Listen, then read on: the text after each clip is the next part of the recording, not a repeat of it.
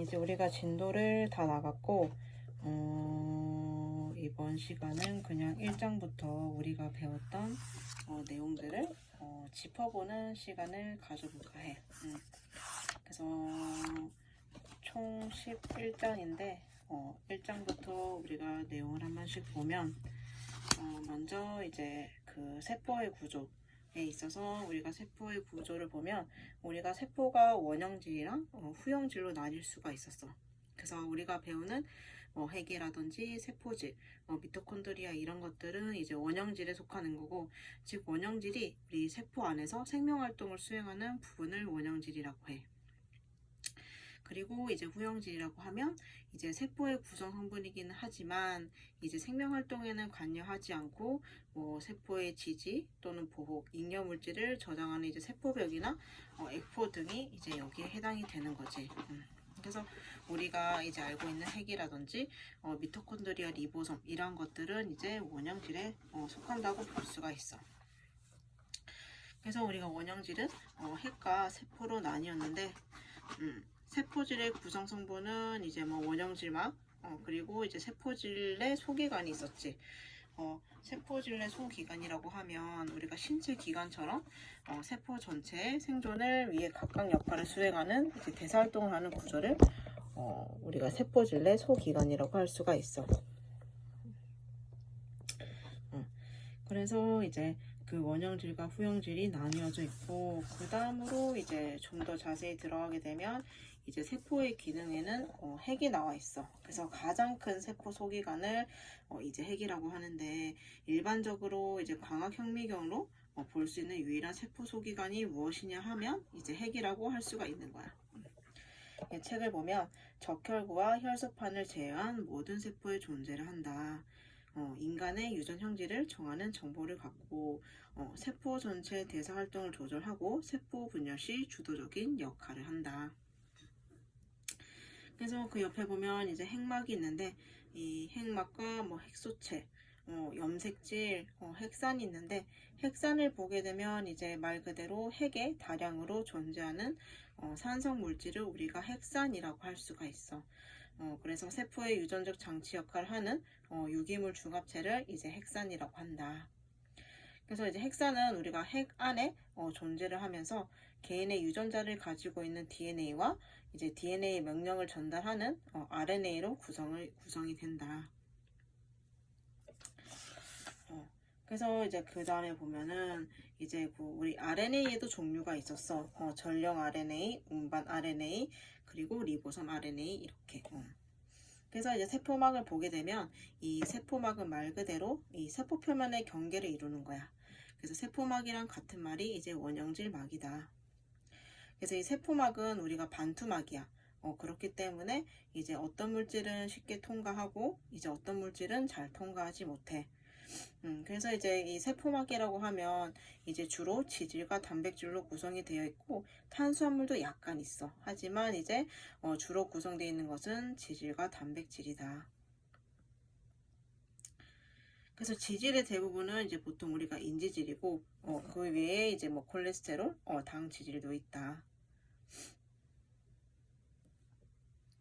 그래서 아까 그 세포막의 주성분이 지질과 단백질이라고 했는데, 이 단백질의 역할이 뭐냐고 하면 이 단백질로 인해서 이제 세포랑 세포를 연결하는 거고, 이제 그 세포막을 통과하는 이온들을 위한 통로도 만들어주고, 그리고 세포막을 통한 물질 이동에 필요한 이제 운반체이기도 하지. 그래서 이제 단백질의 이제 역할도 다양하다고 볼 수가 있어. 그래서 옆에 이제 세포막의 기능을 보게 되면 첫 번째로 외형 유지가 나와 있어. 그 세포막을 통한 이제 물질 운반, 즉 확산, 여과, 삼투, 능동 운반, 음세포 작용 등을 조절한다. 그리고 식세포나 이제 음세포 작용을 하고 그 이외에도 이제 흡수, 배설 기능, 그리고 세포 밖으로부터의 정보 수용체, 그리고 이제 물질이 세포를 드나드는 통로를 조절하는 이제 관문으로 작용을 하기도 한다. 그리고 이제 ATP 등의 여러 가지 효소가 있어서 이제 화학적 반응에도 관여를 하고, 이 ATP 분해 효소는 나트륨과 칼륨의 능동적 운반에 관여를 한다. 그리고 이제 세포질이 있고 그 밑에 보면 세포질 내 미세 구조가 있는데 첫 번째로 나와 있는 게 이 사립체야. 같은 말로 이제 미토콘드리아라고도 하는데 우리가 이 미토콘드리아에 대해서는 수없이 많이 배웠어, 그치? 그래서 한마디로 이제 정의를 하게 되면 이제 세포의 에너지 공장이라고도 할 수가 있어. 그래서 이제 이 미토콘드리아에는 이제 에너지의 생성에 관여하는 많은 효소들이 있어가지고 이제 포도당과 지방산의 산화 과정을 통해서 이제 ATP를 생성하게 되는 거야. 사립체에 적힌 설명을 보면 산화 효소를 생성하고 세포호흡에 관여를 한다. 그리고 많은 효소를 가지고 있으며 영양분을 분해하고 대사 활동에 왕성한 이제 간세포에 많이 존재하고 약물의 작용을 받기가 쉽다. 또한 이제 ATP를 합성해서 세포에 에너지를 공급한다. 그리고 이제 그 다음에 골지체가 나와 있는데 이 골지체라고 하면 그냥 평평한 소포체 덩어리라고 보면 될 것 같아. 그 설명을 보면 세포질 그물에서 생산되어 운반되어 온 물질을 농축 배설한다. 그리고 물질 분비와 저장하고 핵 가까이 위치하고 성숙한 동물 세포에만 존재를 한다. 그리고 이제 색소라든지 탄수화물, 당, 단백질, 점액 및 당류 등의 형성에 이제 관여를 한다. 그래서 그 밑에 보면 이제 세포질 그물이 나와 있는데 말 그대로 이제 세포질 속에 작은 그물을 말하는 거야. 그 특징을 보면 이제 그 세포질 내에 흩어져 있는데 이 세포질 그물에도 종류가 있었지. 매끈이냐 이제 거친이냐인데 매끈 세포질 그물은 이제 스테로이드 호르몬 생산과 해독 기능이 있다. 그래서 이제 대부분의 세포에는 빈약하지만 특히 이제 간세포나 콩팥세포와 같이 이제 광범위하게 해독에 관여하는 세포에는 이 매끈 세포질 그물이 비교적 풍부하게 분포를 한다. 그리고 이제 거친 세포질 그물은 단백질 합성에 관여하는데 이제 뭐 항체 생성하는 세포라든지 소화샘의 세포와 같이 다량의 단백질을 합성하는 세포에 가장 풍부하다고 해.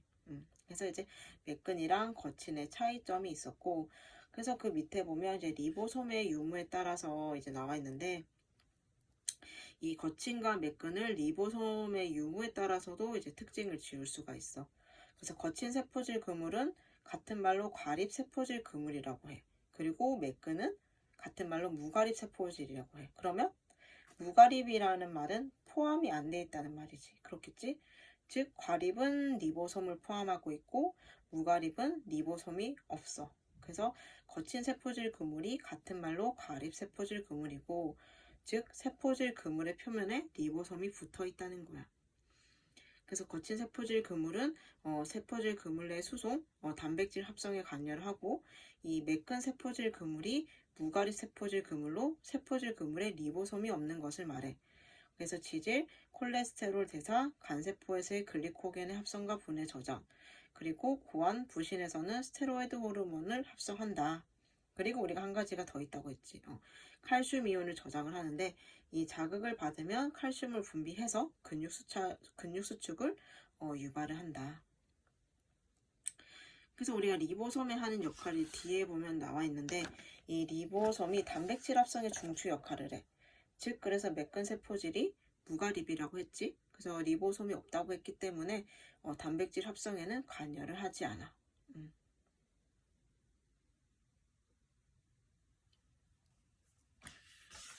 그리고 이제 그 다음을 보면 리보솜이 나와 있는데 이 리보솜은 우리 앞에서 좀 전에 했지만 얘가 그 핵 속에 암호화된 이제 유전 정보를 읽고 그 내용에 따라서 아미노산을 단백질로 조합해. 그래서 많은 양의 RNA 및 단백질로 구성된 거대 분자이다. 그래서 프로테인 합성의 중추 역할을 한다. 그래서 세포질 내에 유리되어 있거나 세포질 그물의 벽에 부착이 되어 있다.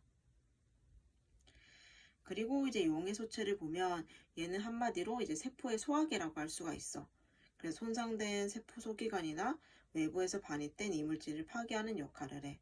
그 설명을 보게 되면 백혈구와 큰 포식세포에 많이 존재하고 단백질, DNA, RNA 및 다당류를 분해하는 강력한 가수분해 효소를 가진다. 그래서 식균 작용을 한다고 되어 있는데 이 특히 백혈구 중에서도 이제 호중구가 이제 세균을 포식하면 이 용해소초가 효소를 분비해서 세균을 소화하고 파괴를 시키는 거야. 그리고 이제 저산소증일 때는 이제 리소솜을 파괴하고 자기 방어를 하고 또 특징적인 게 하나 있는데 이 기능을 다한 미토콘드리아 등의 이제 세포 소기관을 소화해. 그래서 우리가 세포 자멸사라는 말이 여기서도 나왔잖아. 그래서 그걸 보면 될 것 같고 그 다음에 보면 이 중심소체가 있어. 중심소체는 어떻게 생겼는지 보면 원통상을 이루고 그 벽은 9개의 미세 소관으로 구성이 된다. 그래서 이제 동물 세포 분열 시 맨 먼저 갈라지는데 그 세포 분열에 기여하기 때문에 이제 맨 먼저 갈라진다. 그리고 이제 그 다음을 보면 이제 우리가 또 이것도 수없이 했던 이제 세포막의 물질 이동이 나와 있어. 그래서 우리가 인체가 이 생명을 유지하기 위해서는 이 세포에 대한 이제 영양 물질의 공급이라든지 또는 세포의 대사 과정에서 생성된 이제 노폐물 또한 배출을 하는 게 우리가 필수적인데 이 세포의 안과 밖에 있는 여러 물질들이 이 세포막을 통과하는 과정이 필요해. 이러한 과정이 생기기 위해서는. 그래서 이제 세포막의 이제 물질 이동이 중요한데 우리가 이제 뭐 작은 창자에서 이제 음식물이라든지 수분을 흡수하는 것 또는 뭐 콩팥에서 이제 노폐물과 독성물을 배출하는 것 이러한 것들이 이제 세포막을 통한 물질 이동이라고 볼 수가 있는데 첫 번째로 나와 있는 게 확산이야. 한마디로 얘는 고에서 저로 가는 거지 퍼지는 거라서. 그래서 이제 농도 기울기를 따라서 이제 입자가 순이동하는 것을 우리가 확산이라고 하는데 설명을 보면 물질의 분자가 고농도에서 저농도로 경사에 따라서 이동하는 현상이다. 그래서 에너지가 이제 높은 곳에서 낮은 곳으로 이동하기 때문에 일정한 시간이 지나게 되면 이제 농도가 같은 이제 평평한 것에 이제 도달을 하게 돼. 그래서 예를 보면은 이제 허파에서의 산소와 이산화탄소의 가스 교환이 이제 확산의 대표적인 예다.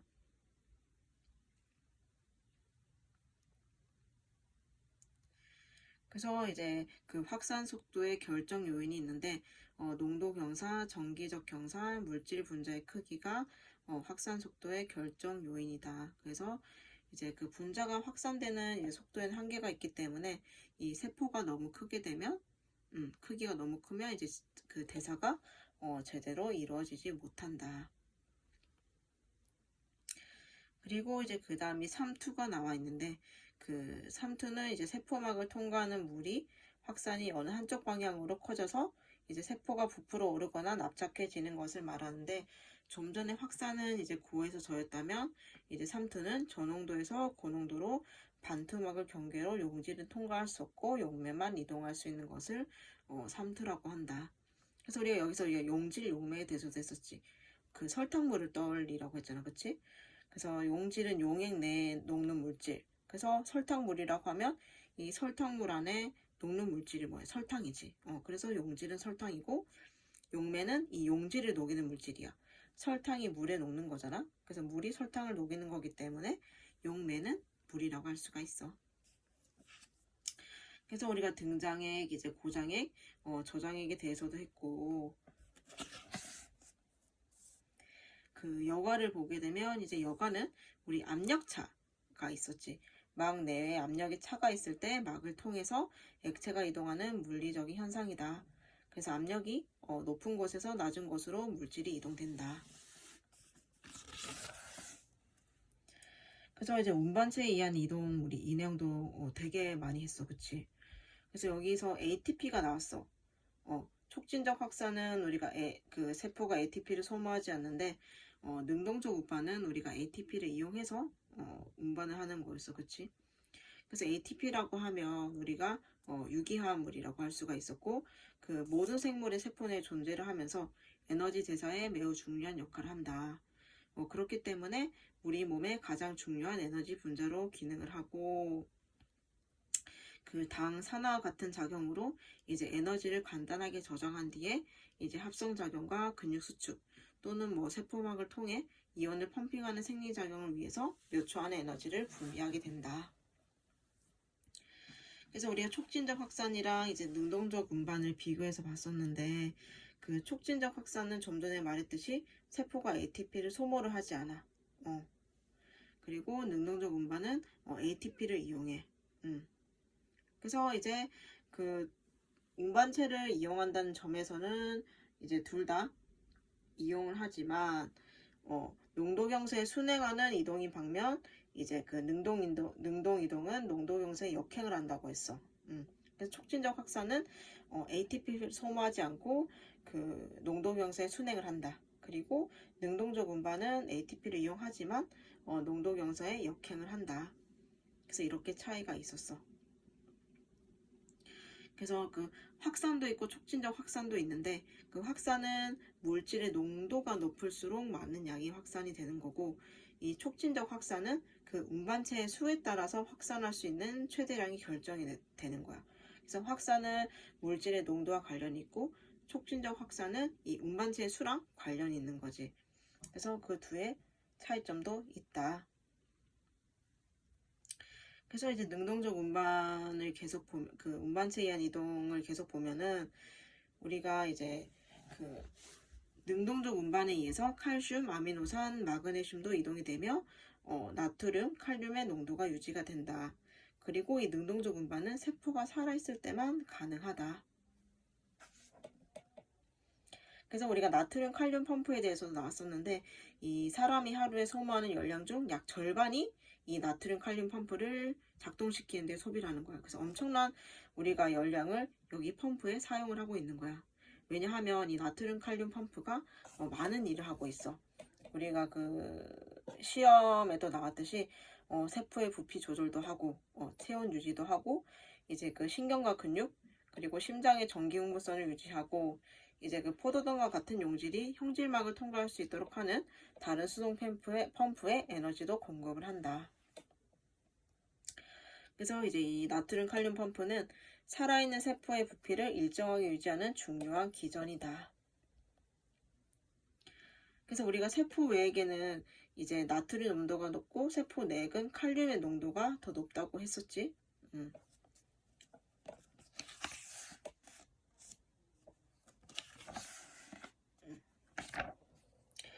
그래서 이제 그 세포 내 수분의 주요 성분과 세포 외의 체액이 나와 있는데 세포 내 수분은 이제 칼륨이 다량으로 있고 세포 외에는 나트륨이 다량으로 있다. 그리고 이제 우리가 마지막으로 또 봐야 하는 게 부종이었어. 그래서 이제 세포 사이의 간질액이 비정상적으로 우리가 증가하거나 또는 채광의 체액이 절여되어 있는 것을 부종이라고 한다. 그래서 여러 가지 원인들이 있었지. 정맥종수압 증가, 모세혈관 내 액압의 상승, 또는 혈장의 단백질량 감소, 혈관 투과성의 항진, 그리고 림프계 나트륨 정체, 그리고 혈장 콜로이드 삼투압의 감소가 있었다. 그래서 우리가 부종의 기전도 알고 있는 것이 중요하다고 했어. 그래서 이렇게 해서 이제 1장이 간단하게 봤고 그 다음 계속 이어서 보게 되면 이제 그 조직의 구조와 기능이야. 그래서 이제 우리가 조직이 그 같은 종류의 세포가 모인 집합체를 조직이라고 했는데 우리가 조직은 같은 기형과 동일한 형태의 세포가 모여 한 가지 특별한 기능을 하는 세포의 집단으로 상피조직, 근육조직, 신경조직, 결합조직 등 4가지로 분류를 한다. 그래서 이 4가지가 이제 그 인체의 기본 조직이라고 할 수가 있는데 이 상피조직이라고 하면 이제 우리가 인체 표면 및 또는 채광의 안쪽 면을 이루고 다양한 기관의 그 외부라든지 혹은 내부층을 구성해서 이제 분비 조직의 대부분을 구성을 하고 있어. 그래서 우리가 그 이걸 하기 전에 그 세포의 모양에 대해서 우리가 잠깐 했었지. 그래서 편편형, 입방형, 기둥형, 다각형, 별형, 타원형, 원반형, 방주형 이런 것들이 있었는데 이것들의 각 모양도 알고 있는 게 좋겠지. 그리고 이제 우리가 외배엽, 내배엽, 중배엽도 했었어. 그래서 우리가 이건 만약에 시험에 나오지 않더라도 이 외배엽, 내배엽, 중배엽이 각각 어떠한 것들이 해당이 되는지는 알고 있었으면 좋겠어. 그래서 외배엽은 이제 표피신경계고 내배엽은 이제 우리가 그 소화기 주요 부분이나 호흡기가 이제 여기에 속하는 거고 중비압은 이제 근육이라든지 뭐 결합 조직, 그리고 골격계, 뭐 순환계, 배출계, 생식계가 중비압에 속한다. 그리고 우리가 그 세포층도 단층이냐 중층이냐가 있었어. 단층은 말 그대로 이제 하나의 세포층을 말하는 거고, 중층은 두 개의 세포층을 가진 조직부터 이제 20개 이상의 세포층을 가진 이제 조직까지 다양하다. 그래서 우리가 인체에서 이제 가장 많은 조직이 중층, 편평, 상피이다.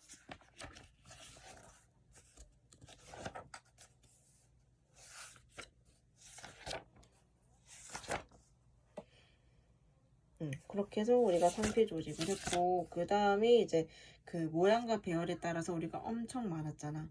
편평상피, 뭐 입방상피, 원주상피, 선무상피, 이행상피, 그리고 중층상피 이렇게 쭉 있는데 그 각 특징과에 해당되는 게 있었지. 입방상피에는 이제 뭐 갑상샘, 뭐 콩팥의 요새관, 난소표면, 뭐 선무상피는 뭐 기관, 기관지, 난간, 자궁, 또는 그 원주상피는 뭐 위호흡기, 내면, 그리고 위액, 그리고 단층 원주상피는 뭐 자궁, 난간, 뭐 이렇게 있듯이 각 종류는 알고 있는 게 중요하다. 그래서 이제 우리가 결합 조직을 보게 되면 이 힘줄이 근육을 뼈대에 부착하는 역할을 하는 것과 같이 이제 기관들을 서로 결합하거나 이제 기관을 지지하고 보호하는 기능이다. 그래서 그 인체 기본 조직 중에 가장 널리 분포된 조직이 결합 조직이다. 그래서 여러 기관들의 틈을 메우고 있고 이제 세포와 세포 사이를 세포 사이질로 구성이 된다. 그래서 여기도 분류가 있었어. 사이질의 성질에 따라서 분류를 할 수가 있었는데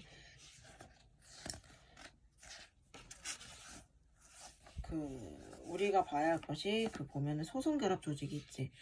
그것이 가장 널리 분포된 조직이고, 특수결합 조직을 보게 되면 여기에는 이제 연골, 뼈, 액성결합 조직이 있는데 그 밑에 보면 이제 특수결합 조직에 대해서 나와 있어. 이제 연골과 이제 뼈는 다른 결합 조직보다는 신축성이 적어. 그래서 이제 다양한 기관을 물리적으로 지지하고 인체를 전반적으로 지지하는 역할을 한다.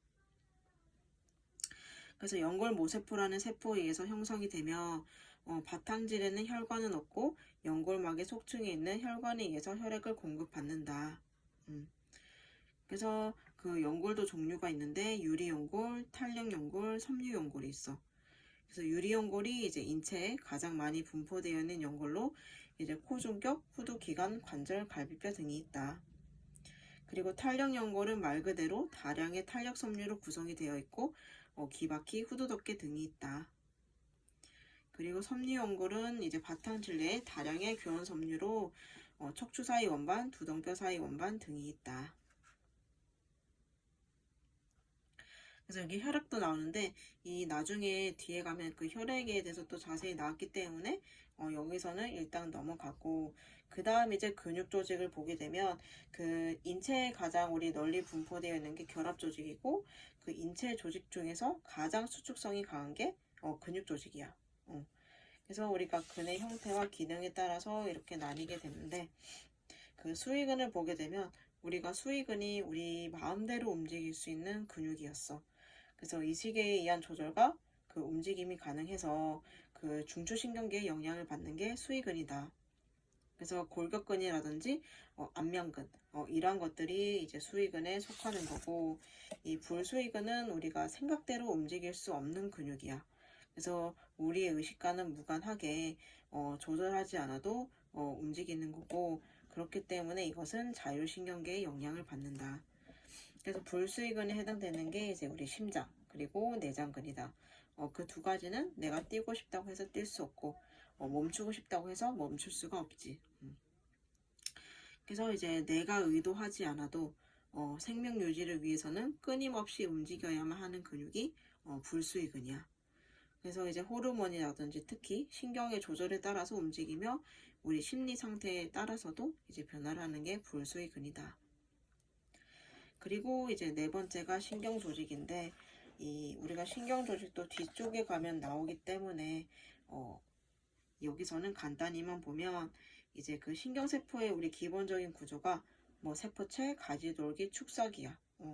이 책을 보면 이 뉴런이라고 하는 것이 자극을 받아서 이제 흥분 전도의 활동 담당을 하고, 신경악교세포는 이제 중추신경계의 사이즈 조직으로 신경세포를 지지하고 보호한다. 이렇게 해서 이제 1장까지 간단히 봤고, 이 다음에선 또 2장 그리고 3장 이어서 하도록 할게.